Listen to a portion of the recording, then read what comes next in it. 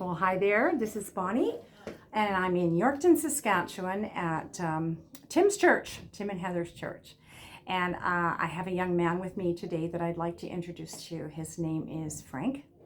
And Frank has quite a story to tell. And I don't know how long this is going to be, so we'll just start it and see how far we go. If it gets too long, I'll stop and I'll do another segment. So this is Frank. I'd like to introduce you to Frank. Hi. So Frank, I would like to ask you if you could share a little bit about your life and Okay. where you've come from and what Jesus has done in your life. Okay. My name is Franklin Mercury.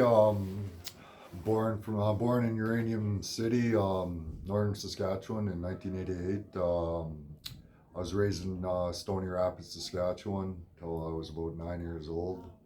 I grew up a Roman Catholic and stuff, and kind of against that stuff now. But anyways, I moved away from Stony Rapids when I was about 9. I played some hockey for about 9 years in Prince Albert, Saskatchewan. I got into the drugs and stuff when I was at a young age. I was about 14, 15. Started drinking a lot because my family drank a lot and stuff. And yeah, but I continued to play hockey and stuff, and kept getting into trouble in school and got into a lot of fights and just drinking and stuff. And I used to go to church too. Used to go to St. Joseph's Church. It was a Catholic church I used to go to. But that church didn't really do anything for me because I was still bad, I guess. But anyways, I went to St. Mary's High School there, and from St. Mary's High School, I moved to St. Albert, Alberta. Worked in Fort Mac there for about 4 years. I got into drugs even deeper there and stuff. I started smoking a lot of crack. Did that for 4 years straight. I have nothing to show for. Worked, made a lot of money. That went to the dope and stuff, and I regret that part of my life. And from there, I moved back to Prince Albert when I was about 20, 26 years old, and fell into the gang life with my brother Troy Napope, and he was murdered in Prince Albert in 2015.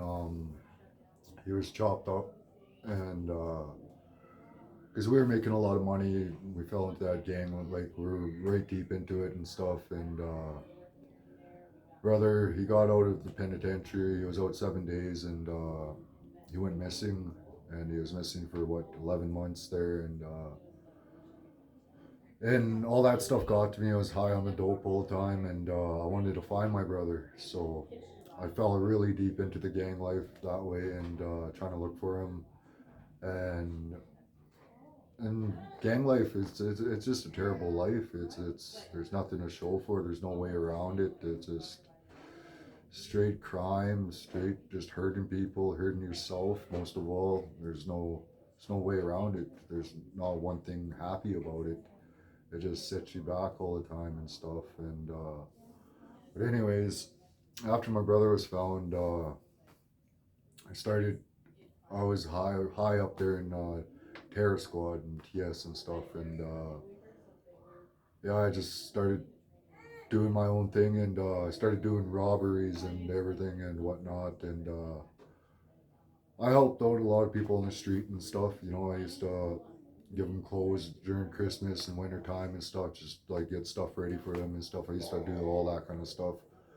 But like I sold a lot of dope and stuff too, right? And I didn't like seeing people dope sick and stuff, and I just fed them and fed them and fed them, and it was the wrong thing on my part to do, but like it was a way to make money, and just it was just Prince Albert's lifestyle downtown there in PA.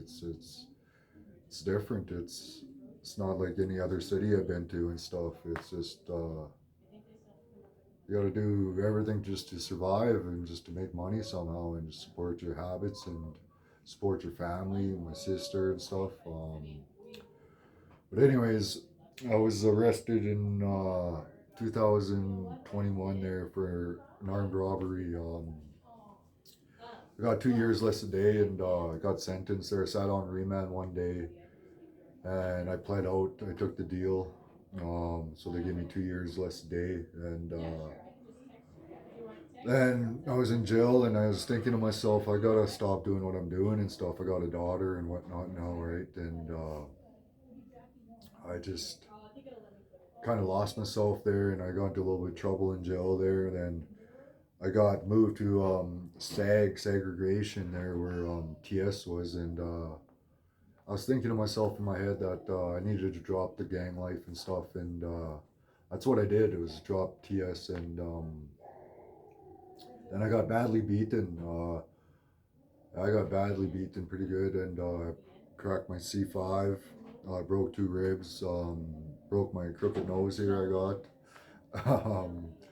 But yeah, then they hauled me out on the stretcher and whatnot, and went to the hospital. I was there for 5 days, and they sent me to Saskatoon, and I got a CT scan there, but everything was okay. So I went back to jail, and they moved me to ADORM, and I started listening to the radio, and it was David Jeremiah, and that's when I found the. I'm just going to stop you here Okay. because I'm going to stop this testimony and okay. start it again Okay. because our time's at 6 minutes. And now you're going to hear the story about how Frank met Jesus in our next segment.